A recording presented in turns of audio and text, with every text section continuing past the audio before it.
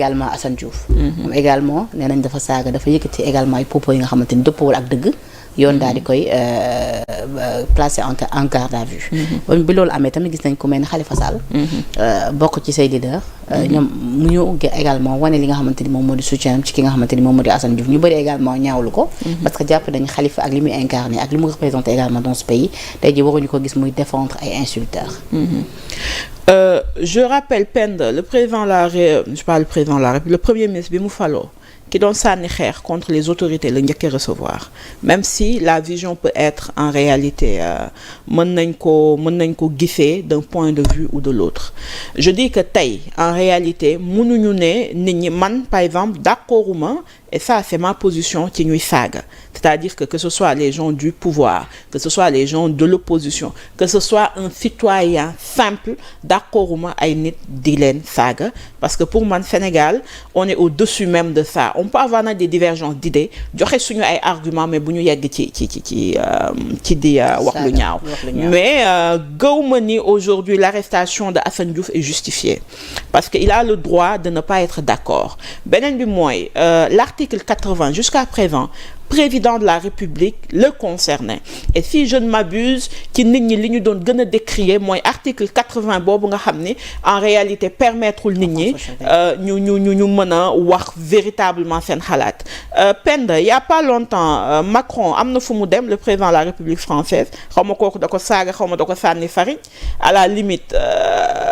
amul lenn loo xam ni tereel nañ ko ci ay ak ay yelleefam donc ci man côté boobu pour man on est en train de faire du bis repetita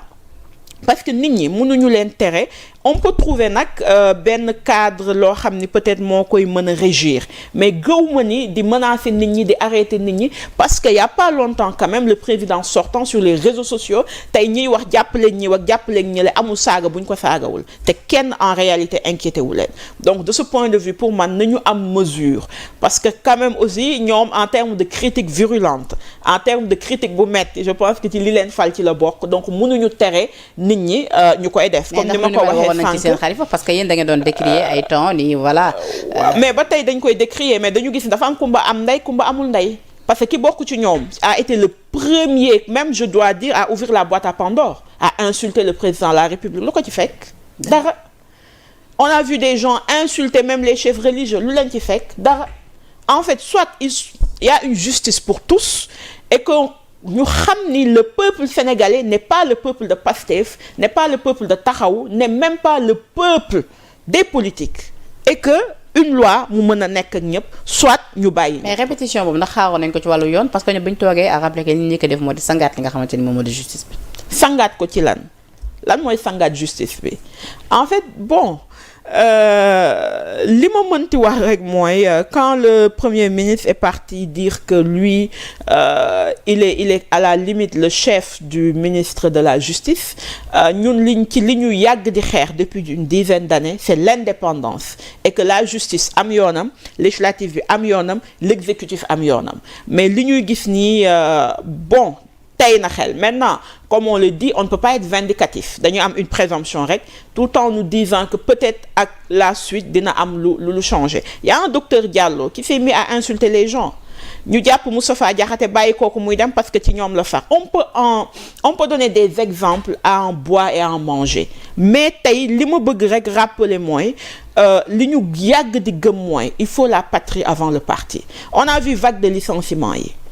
yow joxe woo liggéey di jël ay pères de famille en réalité di leen xañ li ñuy suturloo pour à la limite di fal sa ay militants pour moi c'est ahurissant et il faut qu'à un moment donné ñu dal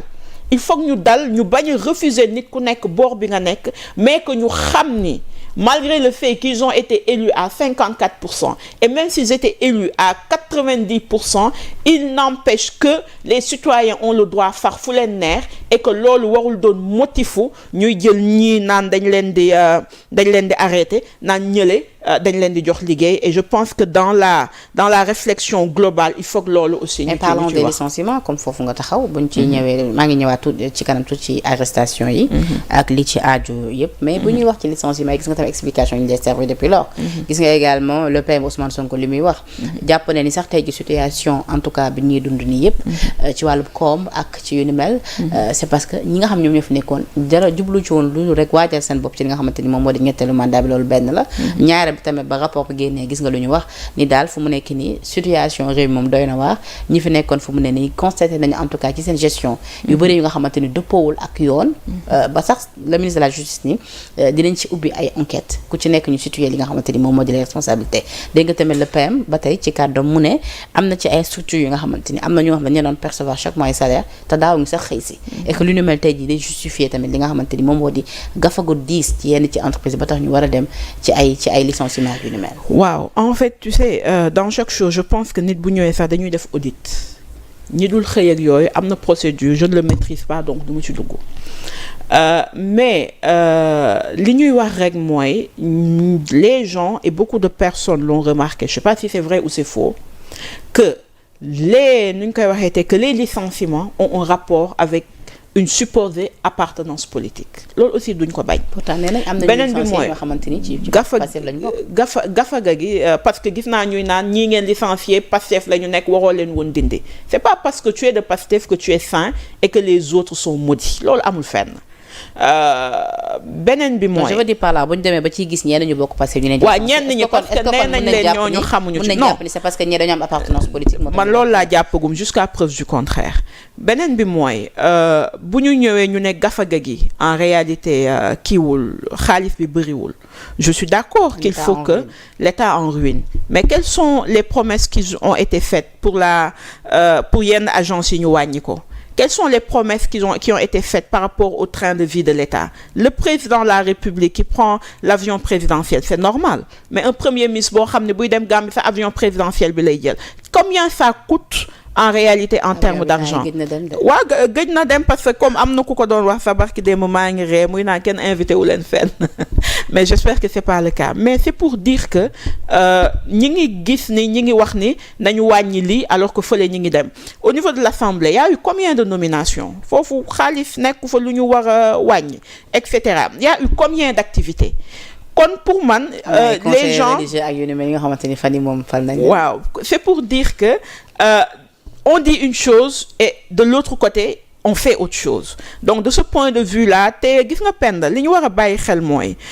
Sénégal déjà masse salariale am bu ñu xoolee nit ki li muy gagner même boo nekkee hiérarchie A c'est à la limite minime te benn nit boo dàq xamal ni du nit kooku nga dàq parce que au minimum dina am 10 personnes wala 12 wala 15 personnes yoo xam ne à sa charge lañu nekk donc c'est des familles yi ngay def dans la précarité et loolu rien ne le justifie et que nañu toog ba xool parce que di nga gis koo xam ne mi ngi gagné 16 millions ñëw ne damay dàq nit ñi mais yow wàññil d'abord 30 000 licenciés. waaw mais léegi yow sa salaire yow. mais ay da chiffre yooyu doy na waa de. 30 000 yi man gëw ma ni yegg na 30 000 pour dire vrai parce que je pense que il faut aussi en termes de chiffres mais je dis que même bu dee 10 personnes qui sont des chefs hommes et des chefs femmes moom bu yeggee foofu doy na waa de. femmes de famille il faut que ñu dal ci. il faut que ñu gën a dal parce que mais Penda on voit des gens yoo xam ne ñi ngi licenciés mais de l'autre côté aussi ñi ngi jëlaat de nouvelles têtes